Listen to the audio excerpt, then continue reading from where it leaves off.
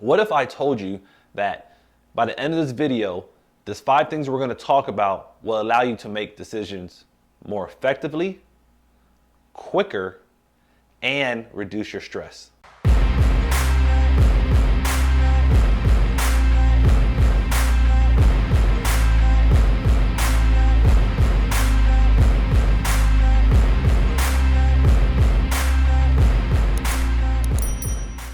Hey everybody, Michael Laidler here, professional speaker, mindfulness. You've probably heard me talk about this a few times in prior videos. If you read the book, I have a chapter that focuses on mindfulness, but what is mindfulness and how do you implement it? In this video, we're gonna talk about 5 different ways to implement mindfulness on a daily basis. Before we get into this video, make sure you like, subscribe, and follow to keep up with all the new videos and all the new things we have going on. Let's get into the video.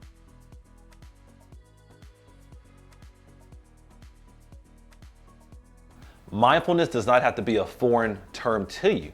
I know it sounds a little weird, sounds a little kind of like too educational, but it's not. It's something that people have been doing for centuries.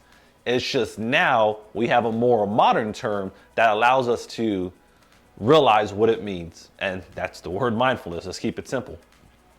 What if I told you that by the end of this video, there's 5 things we're going to talk about will allow you to make decisions more effectively, quicker, and reduce your stress? Think about that.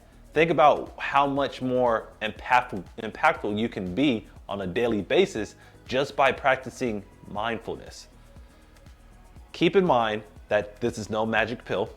It takes time, but it's all worth it. I can tell you, before I started to do and practice mindfulness, I didn't really understand the concept. I didn't realize how important it was to my growth. I didn't realize how thinking ahead and slowing everything down made a difference in my life.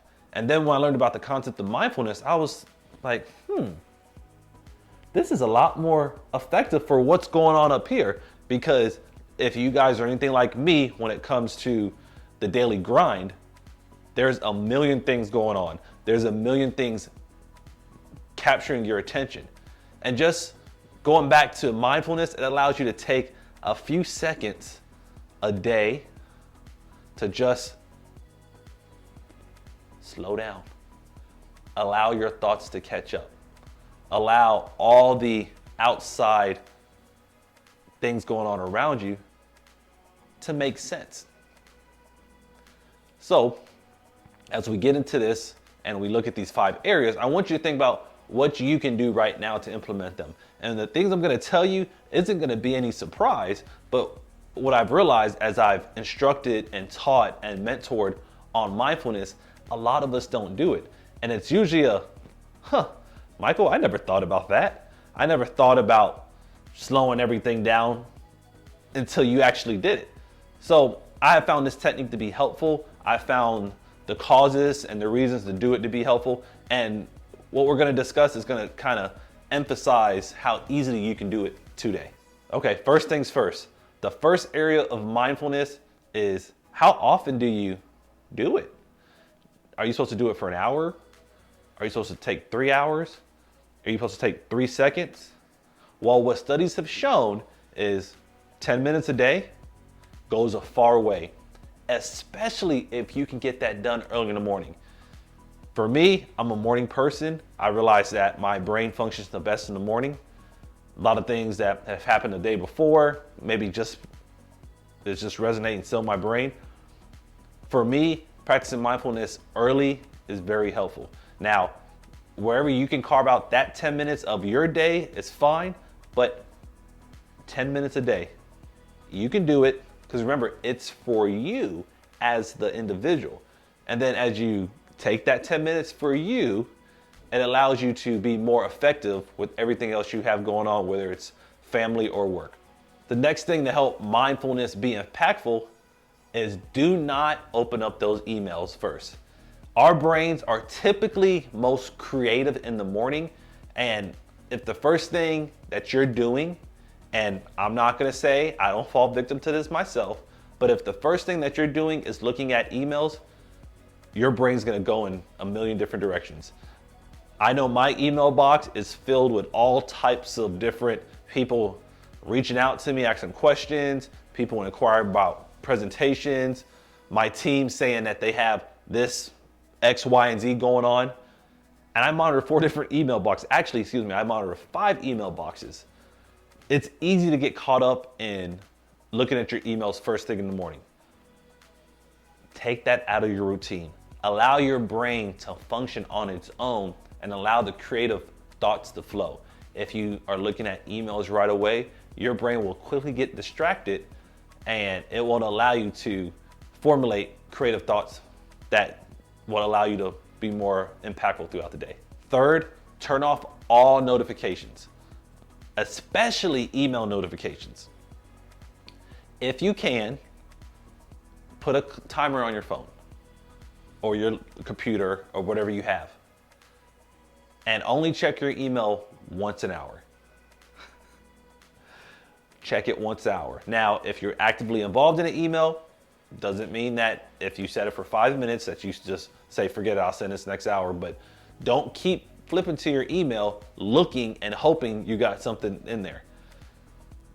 That way, whatever you are working on that's not email related will not keep you to be, it'll stop you from being distracted. Sorry, I got fumbled. I'm not going to edit that out. But those notifications, whatever they might be, social media, a text message, if you try for a week, just turn off all those notifications and see how much more effective you can be. I know I've done it in the past and I was surprised how many more tasks I was able to complete because I did not have any notifications turned on. Whatever it is, whether it's social media, emails, texts, turn off the notifications. Check those certain things once an hour. Now, if you have something really important, like something's wrong with your family member and you need to be by your phone, whether it's by text or phone call, then yes, you check that. But if it's just a normal day where nothing out of the ordinary is going on, don't keep looking at your phone and saying, oh, let me see if I've been contacted by whoever, because you're gonna drive yourself crazy because you're always gonna be looking at your phone or looking at your computer looking for something that's not there. Check it once an hour and try to turn off everything for a week. Now, we talked about turning off your notifications. Stop multitasking. Multitasking is not a real thing. If you're not focused on what you're doing, then you're not focused on it. If you're like, well, I can type an email, listen to Michael's podcast, watch his YouTube video, and spend time with my family, that's not gonna work. Pick a task, give all your attention to it.